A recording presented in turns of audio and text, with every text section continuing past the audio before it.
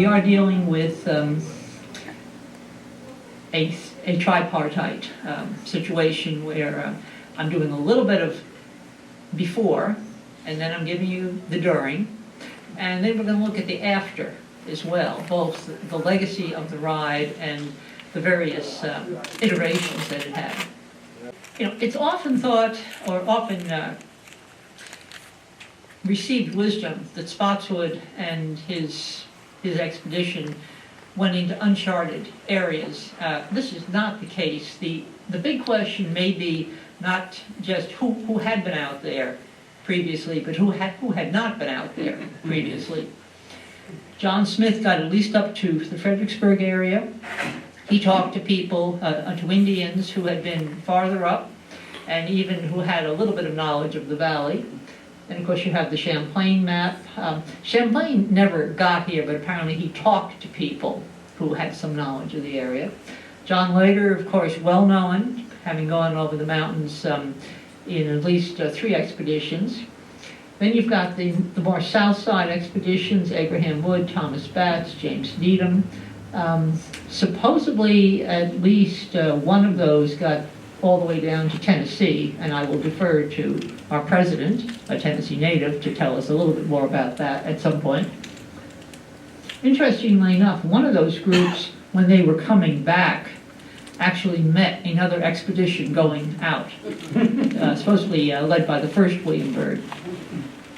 Cadwallader Jones, of course, he's a very interesting individual, and we had a series of articles on him in our newsletter a few years ago.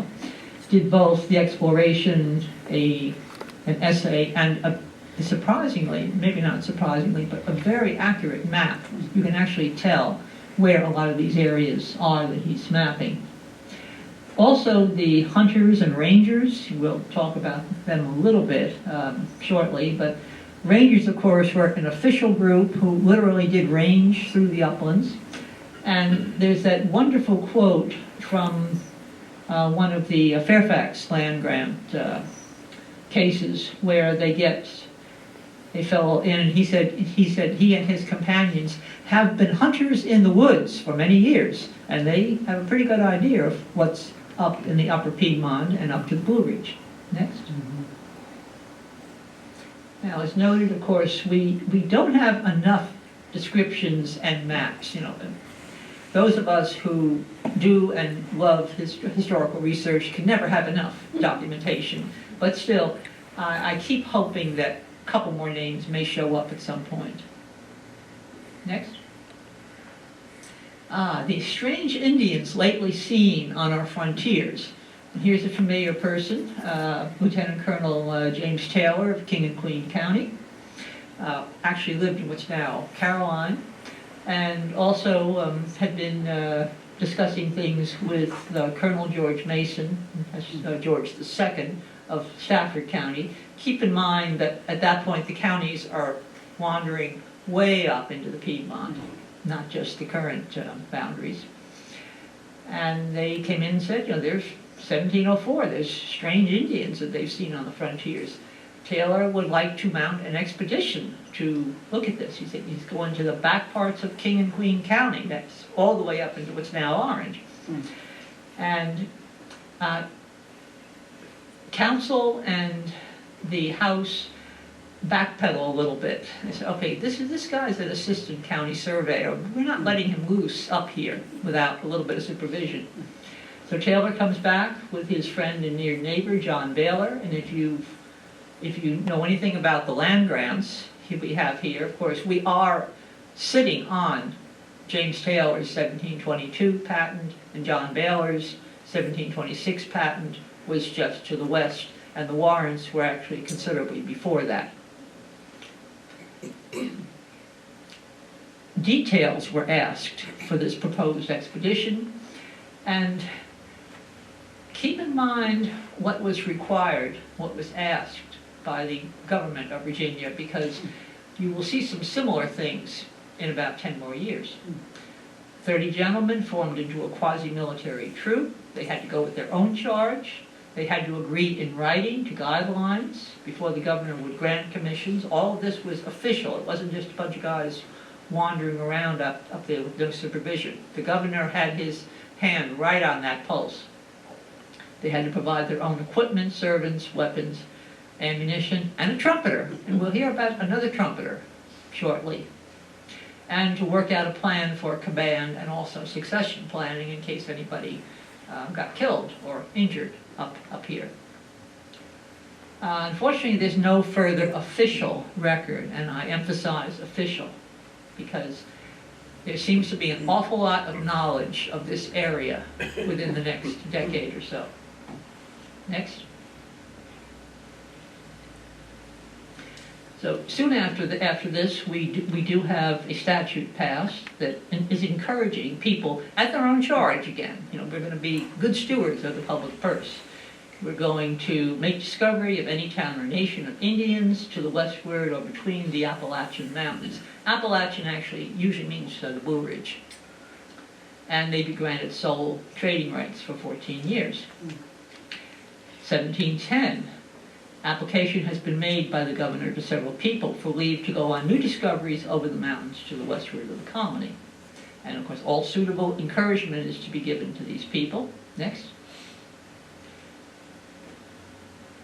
They are specifying that the chief officer is to be enjoined not to make war, not to molest or offer injury to any persons that he shall happen to meet with. In other words, we come in peace.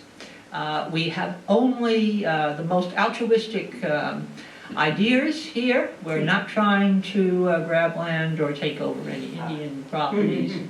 And interestingly enough, keep an exact journal of the proceedings and observations and lay the same before the governor at the return. Next. This bore some fruit because shortly thereafter, Alexander Spotswood, and of course Spotswood is the new governor that year, notes that, of course, he is raising that horrible bugaboo, the French. The French are coming down the middle of the continent. They have to be stopped. They have to be superseded by God's chosen Englishmen. So he raises the horrible idea that the French are coming down between Canada and their settlements in Mississippi, and we, the good guys, going one straight line along the banks westward from James River, could cut this. Next. And he notes that the discoveries that he has encouraged to be made this fall by a company of adventurers, they found in the mountains not 100 miles beyond the upper inhabitants, so they're going up to the Blue Ridge, up to the top of the highest mountain with their horses, not like later, who had to leave the horses at the foot and wander around in snow for a couple weeks. The mountains had hitherto been thought to be impassable. Of course, Cadwallader Jones and later might have argued about that, but they weren't privy to this communication. And they also assured the governor that the descent on the other side seemed to be as easy. This becomes a point a little later on. They said they could have passed over the entire ledge, but the season of the year was too advanced. He also mentions that he wants to set up an ironworks. He says at that point on James River, but I think he's got his eye on the upper Rappahannock, East Rapidan. And unfortunately, the names of this company of adventurers are not recorded. I will be very surprised if we ever get the list if James Taylor is not one of the movers and shakers. Next. Now, here the wraps really start to come off. May 1716. And of course, Spotswood has been pushing the whole Indian company. You've got the fort of Germanna, you've got the fort at Christiana in Brunswick County. And they've been trading with the Indians. Everybody is reasonably friendly.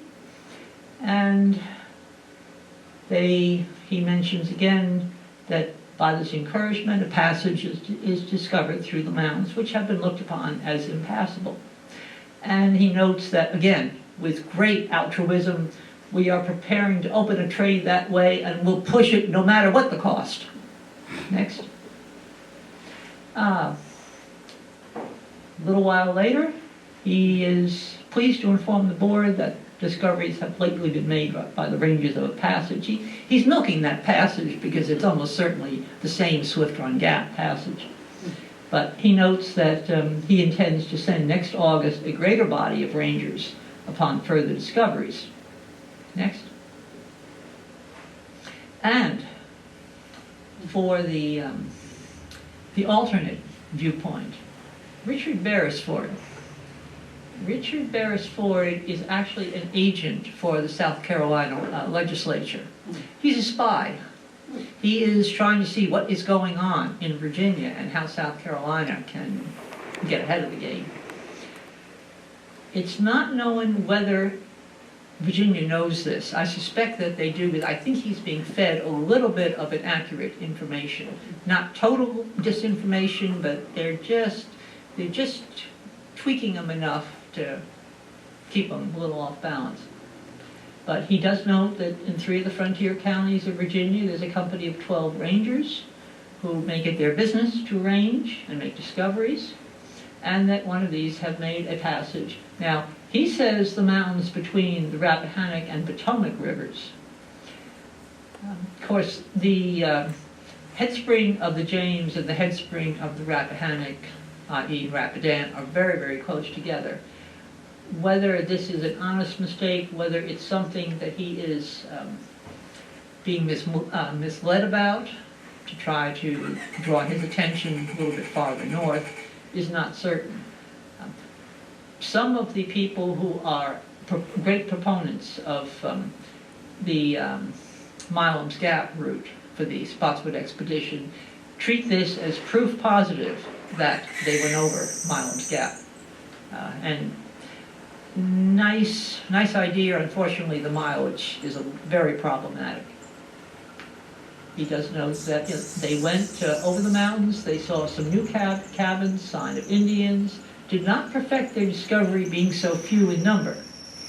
Also, they probably knew at that point they're dealing with the Iroquois, who are not terribly warm and cuddly about people trying to horn in where the Iroquois want to horn in. Now, Beresford does mention that these things cause speculation, and that under the notion of discovering a past, they may be actually using this as a cover for the discovery of a mine. Mm-hmm. Again, he's I think being fed some slightly off information, because the mines, of course, are considerably farther down in the Piedmont.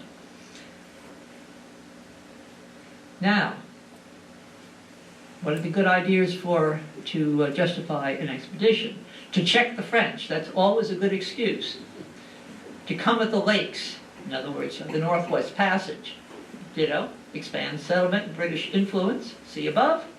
Indian trade, see above. Mines, of course, Spotswood was interested, maybe just not on the Blue Ridge. And as far as the land, as we will see, just about everyone was interested. And now on to the expedition itself. Of course, here's Governor Spotswood looking very gubernatorial. And remember the idea of making a report, keeping a journal. Here is the journal keeper. This is John Fontaine. He was from a Huguenot family, and he is the guy who has left the only written data on that expedition. They appear to be traveling so they can at least have some moonlight if necessary. They seem to they leave their camp 8 or 9 a.m. and make camp about 5 p.m. And the only slight difference on September 5th, and this is the old style calendar. They come off the mountains about 5, ride about 7 miles to the Shenandoah River, and apparently make camp roughly about 7 in open land, as you probably did have there. They could very easily have reached the Shenandoah River, or as they said, the Euphrates, within 2 hours. Next. A point of discussion and sometimes of debate is that the recorded distances were actually calculated, not estimated. Fontaine most days notes the distance that was traveled.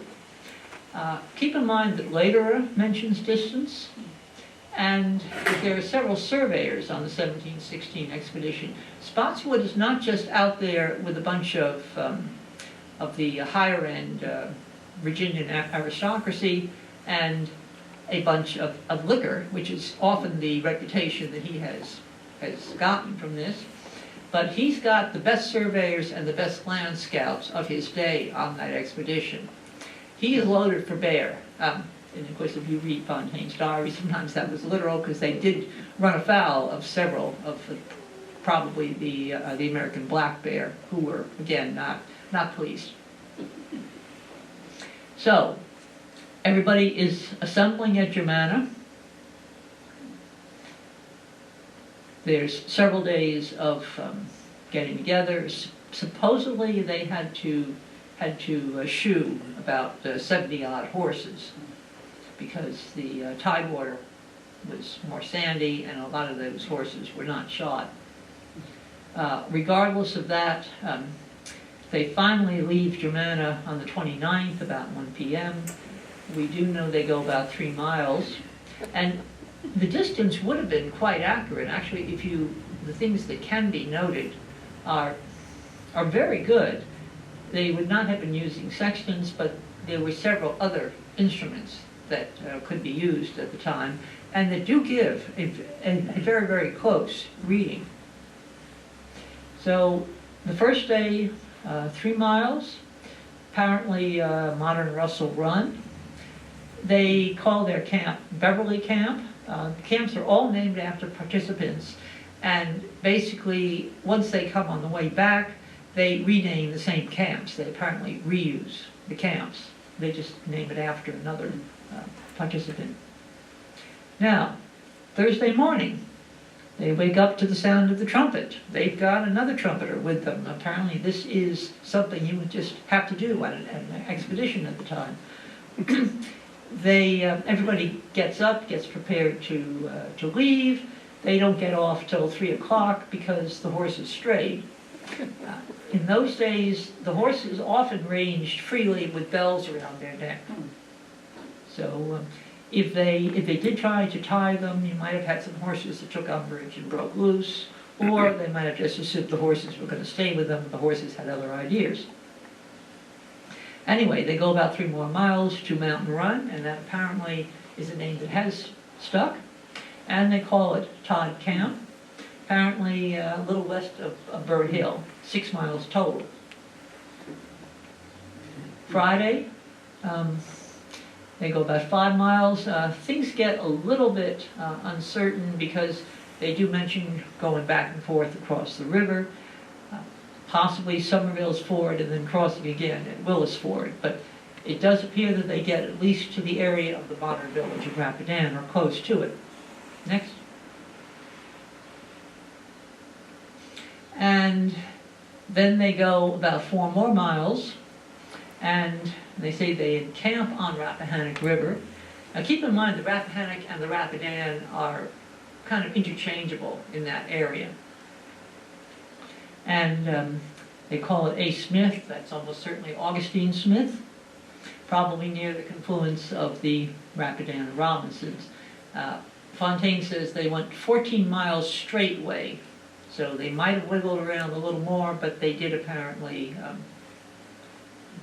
have the ability to calculate that they had gone 14 miles total.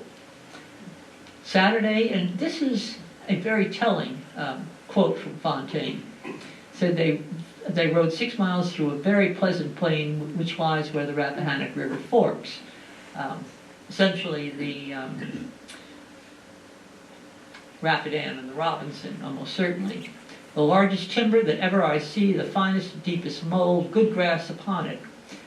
Almost certainly getting into the Davidson soil belt. And the grass, of course, there is a perception that all of this was virgin forest. Not really. You had Indian burning, and you had areas of high iron concentration in the soil, and what would happen was you would have lightning strikes. If the Indians weren't fire hunting, then you would have some natural burning as well. So you had areas, they were called poison fields in a lot of the early records, and you will see records when they start doing patents in a few years to some fairly extensive cleared areas. Now, I will say nothing up here quite compares to one area down near Lahore, which had a grassland of about 800 acres cleared. And when that fellow got in there, he had a great time. Of course, he didn't have to do anything. He just called in the patent improvement assessors and went ahead. So you have about 13 miles in our way. Again, that's a little bit uncertain, but probability is Blind Run was probably Marsh Run. Next. And again, you know, you have the early patents that have mentioned that. September 2nd, they start getting towards the mountains. Unfortunately, there's no more reference in that 5 miles. So they are coming up into the upper Rapidan and probably getting close to South River. Certainly the description bears that out. And they said lots of small runs of water, some very deep, some very miry. In many cases, they have to get off and leave the horses. Next. So what they call the White Oak River is not the modern White Oak Run in Madison. This was, when it had a name, it was called Island Run until the late 1720s. But probably White Run or Ripon Run in Greene County. So they've gotten to pretty near Burtonville. In other words, they're about where modern 29 is crossing the route. And now we're starting to get up into the mountains. On the 3rd, they come to some thicket, very laced together. Whether it was greenbrier or something similar, it was not fun. They literally had to hack their way through. So they only make 8 miles that day, and they come to the head almost of James River, probably very close to modern Standardsville. Next. And when they make this camp, they quickly change the name to Hospital Camp. They leave some sick men, some tired horses, the heavy baggage. They're beginning to, I think, maybe think better of some of those must-haves that they were bringing with them. Although, as you'll see, certainly the alcoholic baggage does stay with them. Keep in mind that they knew that alcohol was a little bit healthier to drink than water at the time. So, and the sick men may have pushed them in that direction a little bit. Anyway, they apparently deal with vines, briars, loose stones. They make about 4 more miles. They come to the side of James River, probably the upper part of Swift Run. They're up near present-day Lydia. They call it Brooks Camp or Rattlesnake Camp. The rattlesnake because when they make a fire, apparently they put a nice big log on the fire and a big rattlesnake came out of it.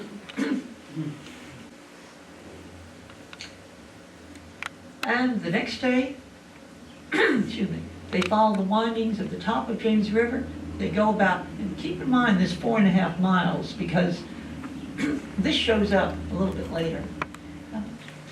So anyway, they come to the head spring of James River, and as Fontaine says, it runs no bigger than a man's arm from under a large stone, and about a musket shot from this spring, there's another which rises and runs down westward. And these springs were visible until at least the late 19th or the early 20th century. We actually have some letters and some statements from several people in the Stanardsville area, plus W.W. Scott, our own early Orange County historian, that they remember those springs before they improved the turnpike. This is the Harrisonburg-Rockingham Turnpike, the predecessor of Route 33. They do note that they had a little trouble making the descent until they found some more trees.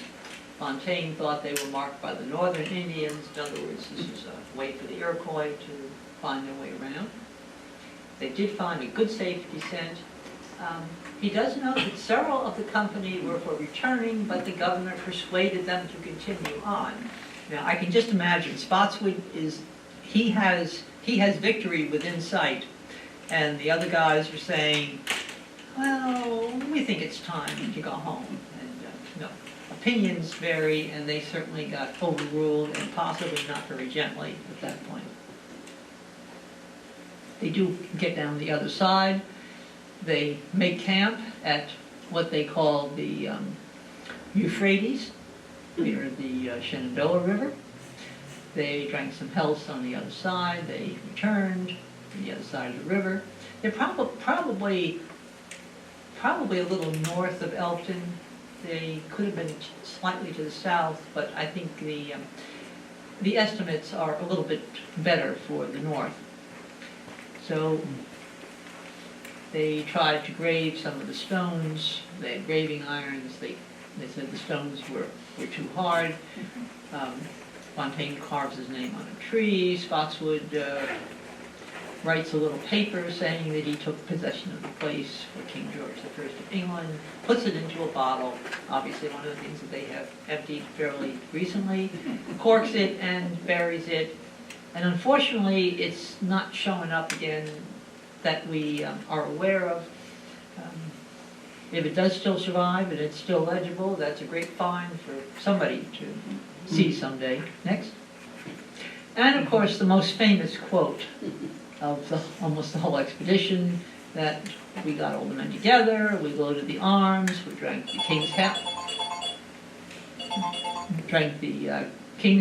and champagne, fired a volley, the prince's health in Burgundy, fired a volley. They toast the royal family, the governor, and then he kind of runs down the whole laundry list. So they were well supplied. They had, and those of us who know and love Virginia wines, note that they are bringing current, locally produced or colonial produced wines, Virginia red wine, white wine, Irish Whiskaba, brandy, shrub, two sorts of rum, champagne. Champagne at the time was sort of a common drink. It wasn't the high-end thing, but very, very widespread and very, very well-liked. Also Canary, cherry punch, cider, water. Probably not a whole lot of water being consumed. Maybe they needed to moisten some of the other. The highest of the mountains they called Mount George, the one they crossed over, Mount Spotswood. So these would be the two up at Swift Run Gap. Just to run back a number of decades, in 1670, John Lader noted that having gained the top of one of the highest mountains, they drank the king's health in brandy and gave the mountain his name. So this is something that is actually a fairly common practice. Next. So Friday, everybody gets on the horse by 7 a.m. They part with the rangers who are going on further, and again, there's no reference to what the rangers found, which is absolutely maddening for those of us that are doing research. And they get back over the mountains and get essentially back to the Stanardsville area, where they find that the hospital camp is in good shape, and they rename it Captain Clowder's Camp. And they're on the homeward run now. They have all their area sort of cut out, and they know where they're going. So they make 27 miles, or possibly 20. We do not have Fontaine's original diary. We have a transcription made in 1840 by one of his descendants. And unfortunately, while she apparently did a very good transcription, she does have this little bit of dichotomy where she says 27 miles and then she says 20. And I got the copy of her original transcription from Colonial Williamsburg and double-checked it, and that is indeed what she says. The frustrating thing about Fontaine's diary is it was known to survive up to the very early the late 1930s, very early 1940s. It had been taken back to England. It was last known to be in a house in London right before the Blitz. So it probably went at that point. But anyway, they're on the way home. They try to go bear hunting again, and one of them turns and attacks the man that's riding after him. They have a big to-do, and several dogs get hurt. The bear does come out with the worst of it, but he apparently gave a very good account of himself. He tore up some saddles and some dogs and took some chunks out of at least one of the men. Now, then they come back to the Rapidan, and there is much made out of this description that at 8 we were on horseback, at 10 as we were going up a small hill, Mr. Beverly and his horse fell down. At 12, Mr. Clowder fell in the water. Whether he is actually trying to lighten up the load of the alcoholic baggage, a little hard to tell. I could see Beverly and Mr. Clowder being a little bit the worst for wear. The horses probably just got into some bad footing. So for the grand finale, they find a spring, they drank a bowl of punch, and of course there's alcoholic punch. They call it Fontaine Spring. At 2 they get on horseback, and by 4 they're back at Germanna. And unfortunately Fontaine gives you no total mileage for this last leg. Next. And at that point everybody sort of packs up and heads to their respective homes. Fontaine and Spotswood head back to Williamsburg. There are some limited references in the first decade or so. Spotswood has mileage accounts, and this is probably the best overall description. He said, of course he's also talking that the pass could be secured by a fort, which it never was. But he's trying to open trade with the remote Indians. He does note that there was a mountain expedition, and he says 63 men and 74 horses marching beyond the high ridge of mountains until he arrived at a large river.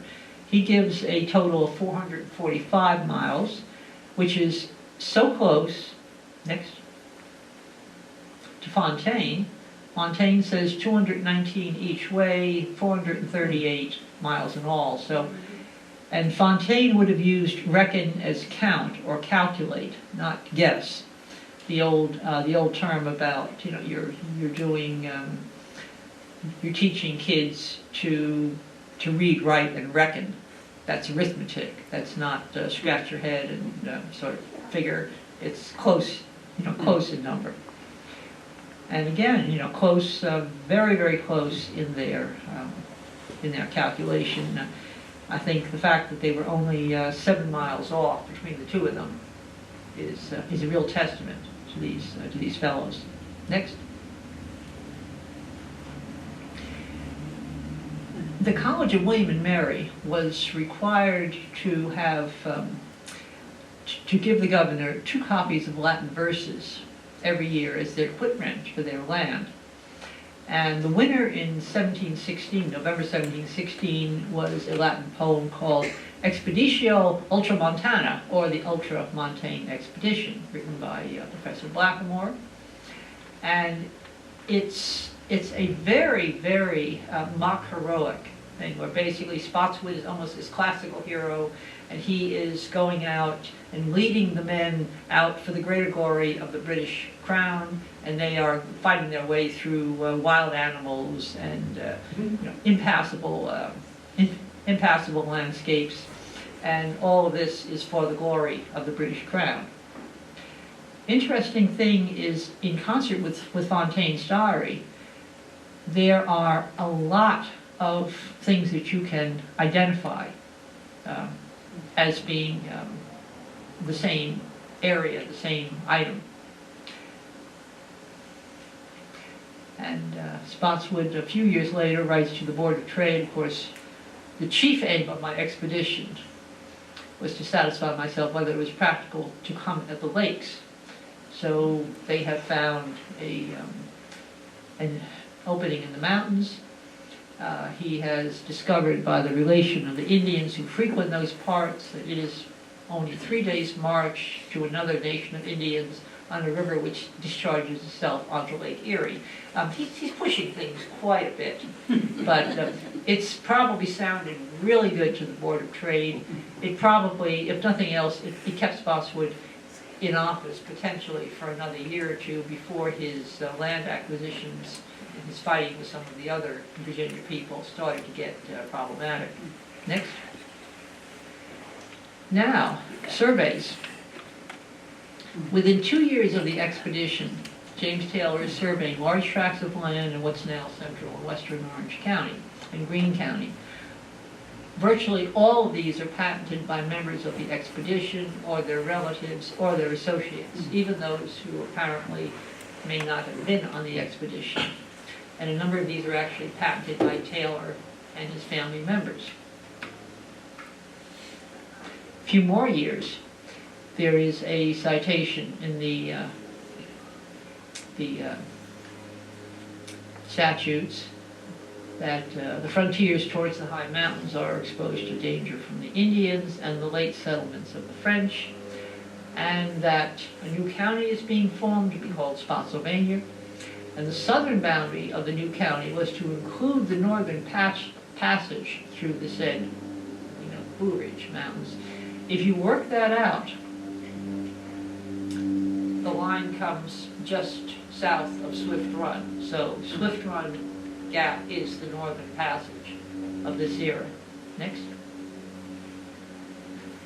Histories of the mid-1720s, Robert Beverly's History and Present State of Virginia.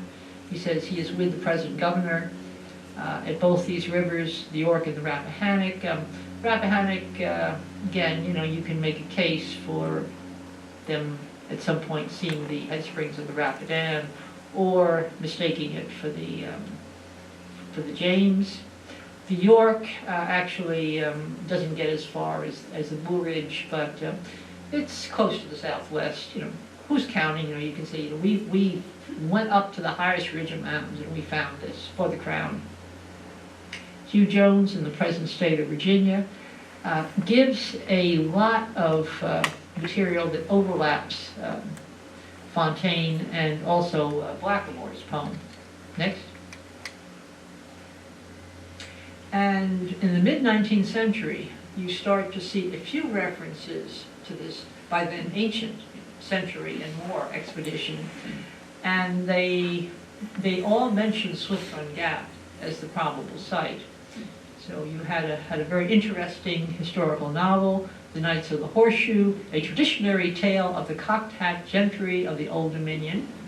I've never read Mr. Carruthers. I've seen some excerpts. I say thank him for his imagination. Anne Morey, Fontaine's great-grandniece, of course, did the first transcription, and there were several publications, 1853, 72, and later editions. Henry Howe, Charles Campbell, of course, mid-19th century historians. Campbell does note a few minor discrepancies, says it is difficult to ascertain at what point they ascended, but probably it was Swift Run Gap. Next. And then you have Philip Slaughter, a fairly local person, does the history of St. Mark's Parish. the first real attempt to analyze and map the information in Fontaine's journal. He essentially follows the Swift Run Gap route. He does circle a little bit into Madison County, apparently trying to capture the headwaters of the Rappahannock to follow Beverly. And then he gets across the mountain and ends up siting the camp on the Shenandoah River between modern Elkton and Port Republic. Next. And of course you've got actually a very nice map for a history published in the 1870s, pretty much following what the mileage from Fontaine's journal would indicate. Next. And then getting over, all the way over into the valley. And of course you could see the little sort of whoop-de-doo there when they try to get up and make a point for the headwaters of the Rappahannock. Next. Several history / textbooks at the time. Next. Lyon Gardner Tyler gives an English translation of Blackamoor's poem, and I wish he had said what happened to the original, because the original Latin poem doesn't seem to survive at this point. Hopefully it is still hiding someplace in some obscure repository. He notes setting out from Germanna, crossing the mountains, finally reaching the Shenandoah River, does not attempt to name a more exact route. And then there is a best-selling novel, historical novel called Audrey in 1902, where Mary Johnston does place the expedition to Swift Run Gap, but essentially she gives it kind of a jungle topography and vegetation. Now things are starting to get interesting. We're in the early 20th century. W.W. Scott's History of Orange, and of course, he's a state law librarian and former state librarian. He is communicating with some of the significant historians of the day. So he is not just an eccentric local guy who likes to write some history stuff. He's very well regarded at his time. And he notes that the forks of the Rappahannock above Germanna can only mean the confluence of the Robertson and Rapidan. Then he says, after that, all is confusion and pure guesswork until Swift Run is reached. Again, he's coming down on the Swift Run side. And the Valley historian, Dr. John Wayland, in his History of Rockingham County, notes that as he judges, he came across the Swift Run Gap and then camped on the plains about or above Elkton. Then the colonial dames get into the act in the 1920s, and they erect this very interesting pyramid, which was actually one of the typical memorial types of structure that was popular at the time. September 5th, 1921, was a speech by the distinguished lawyer and author Armistead C. Gordon. And close-up of the plaque. Now, they estimate about 50 in all. At that point, the mileage records had not been found yet, or had not been widely dispersed.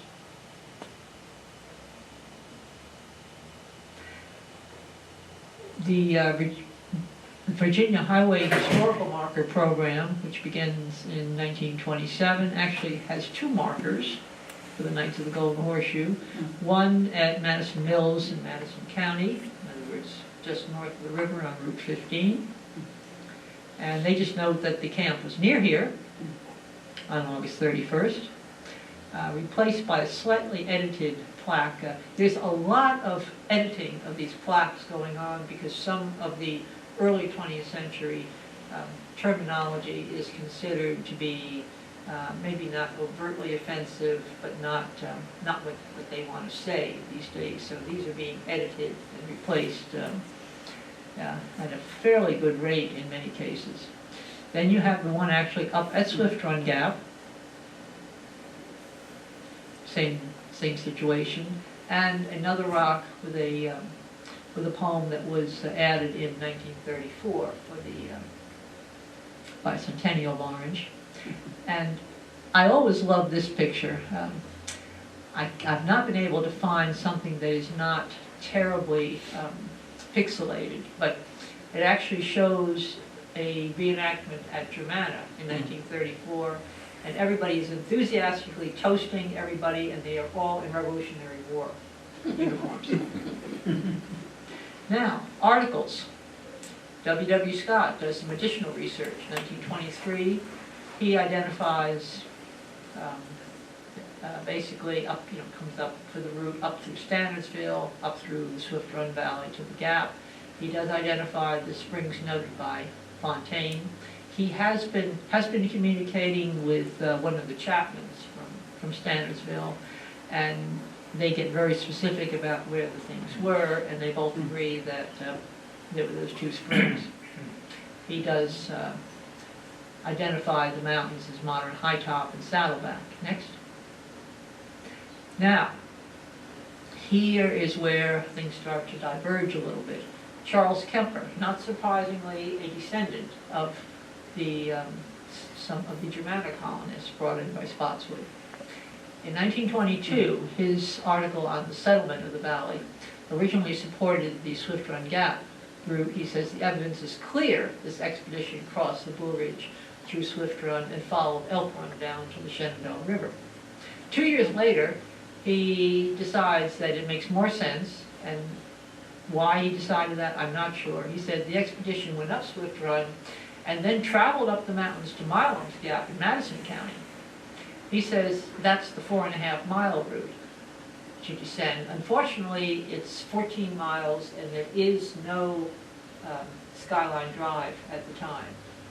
So I think if they were trying to get up there, just up and down the tops of the mountains, they might still be out there. Now, by the end of the decade, in 29, Mr. Kemper is espousing a Milam's Gap route, period. He said he crossed the Blue Ridge either at Swift Run Gap or Milam's Gap, most probably the latter. And of course I note that they got up to Swift Run Gap at 1 o'clock and then supposedly went 14 miles up to Milam's Gap and then descended to the valley by 5 and then got to the Shenandoah River in 2 hours. That's asking an awful lot of men who don't have paved roads, horse trailers, or horses that can fly. Next. Randolph Church, who was the state librarian, in other words, following somewhat in the professional footsteps of W. Scott, he does a photographic essay in 1951. And he says the exact route is open to question, but his maps reconstructed as accurately as possible. Using the mileage noted by Fontaine, he identifies Swift Run Gap and then places the expedition's camp on the Shenandoah River between Elkton and the modern town of Shenandoah. Harry Strickler, in his 1952 short history, and all of these fellows descend from Germanna colonists. It gets kind of interesting that I'm not sure if it's an idea of honoring places where their ancestors settled or not. But there seems to be this push towards, obviously we can see that they went up through Madison County. Problem is that there is no agreement with the mileage, and unfortunately, none of the participants of the expedition take up any land on that proposed route.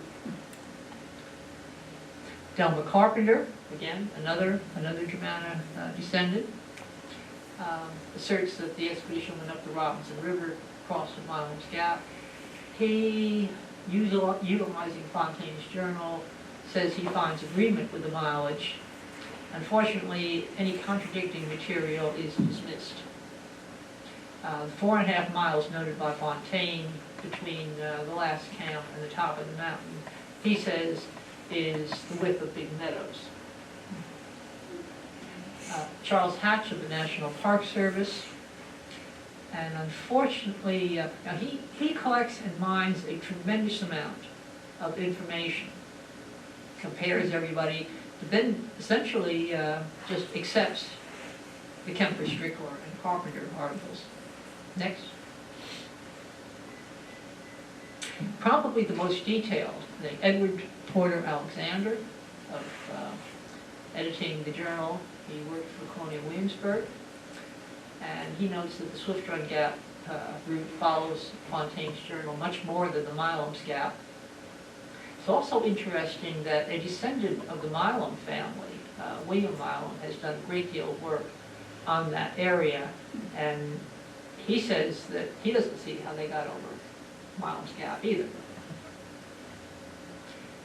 The topography, everything else is, he thinks, good for route, for the Swift Run Gap route. He does note he says the route taken by the expedition is a matter of lively controversy.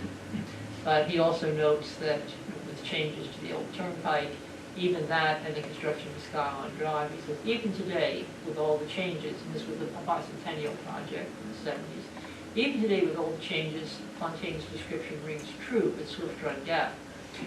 This fellow went as far as bringing in people from Colonial Williamsburg with period muskets, knowing where the one spring was located, and checking, firing the musket to see about how far the other one could have gotten, whether it would be feasible, and it worked. So he did his homework.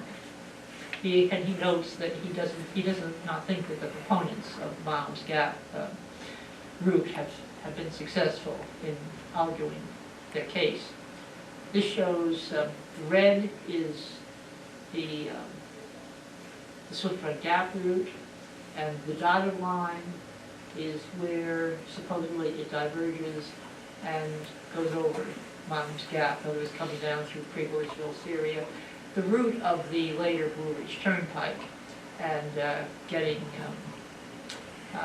someplace out near Alma as opposed to near Elkton. Next. Now, with thanks to Mr. Alexander, there's been a fair amount of post-1972 research. Of course, the Beresford letter was kind of buried for a number of decades, if not centuries, unearthed by John Blankenbaker and published as part of his Beyond Germanna series. The road order research that's been done out of my office in Charlottesville, the research division of the VDOT, that has been very, very good as far as not even showing a public road over Milam's Gap until the 19th century. Randolph Grimes, Octonio Grant, and this rather startling colored thing is this is the old format we used to have to use back in the slide days if we were giving some presentations, and rather than redraw it, I just had it digitized. Again, it kind of gets your attention, but as you will note, these are the dates for opening of good public roads, not just small roads, horse trails, or whatever, over the mountains. So everything pretty much happens between the late 1730s, the early 1740s, and again, there is nothing for the Milam's Gap area. Next. Land patent research. Just want to give some shout outs to the people that have helped identify this very complicated problem in some case, of course, and many of them past or even present members. of either the Orange or the Madison Historical Society. That's Randy Grimes, Pete Joyner, Barbara Little, Dennis Hudgens, working extensively with the Virginia Genealogical Society. Bob Vernon, still very active in Albemarle County. Dewey Lillard, great deal of work on the Madison patents. And John Blankenbaker and the late Craig Kilby. One of the things that Randy Grimes found was the original James Taylor plat for the Octonia tract. Now, keep in mind, this is just 5 years after the expedition. Taylor is arguably familiar with the area. Next. And among other things, you have a piece of Marsh Run that he has marked as Sunday Run. Now, the expedition was camped there on a Sunday. So he is probably still remembering what happened. Next. There's a Clowder's Run, too, which is arguably not where Mr. Clowder fell in nearly back to Germanna, still on the Octonia tract, but the original company of 8, the Octonia Company, Jeremiah Clowder, not only a participant on the 1716 expedition, but one of the original company of 8. Next. Just to quickly recap from Church's book, and to look at some of the patents. You could go back a minute, Ray. This is pretty much the way that the Southwest Mountains, the Davidson soil, and the Nasons soil associations were snapped up. And all of these people had either some association with the expedition or were relatives or associates of this.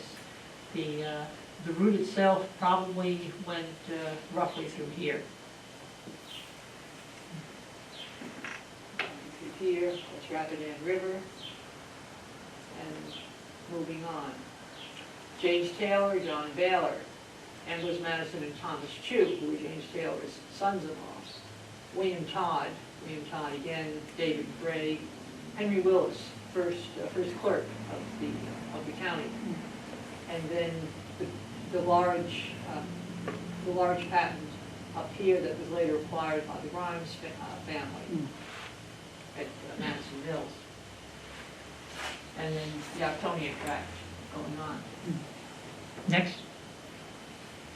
And then for the upper portion, again, keep in mind that there is nothing on the Madison County, the upper Madison County area that relates to any of the participants. And here you not only have the original company, the original Octonia company, but you have a large number of Taylor associates, friends, family, and their associates and family. Of course, re-credit to Robert Beverly, another name from there. And then we go Bartholomew Yates, Louis Latney, Christopher Robinson, John Robinson, all names from the camps. Jeremiah Clowder, Harry Beverly, William Standard, Edward Thacker. And then these are largely people who are Taylor friends, relatives. You actually have several of Ambrose Madison's kids that are having these pieces taken out in their names. Brooksby, Braxton, Brooke, again, Ambrose Madison and George Braxton. Edward Ripping, and again, the route coming somewhere through here. Next. And just a look at the revised historical marker at Swift Run Gap. Noting, among other things, that of course you have the legendary little souvenir horseshoes that Spotswood supposedly handed out. There have been numerous cases where somebody swore that they knew somebody who heard somebody else had seen one back in the day. None has actually shown up in the actual physical situation. But as noted on the last line, I don't think we can treat it any fairer than this. The journey has been fictionalized and mythologized in literature since the 19th century. Thank you.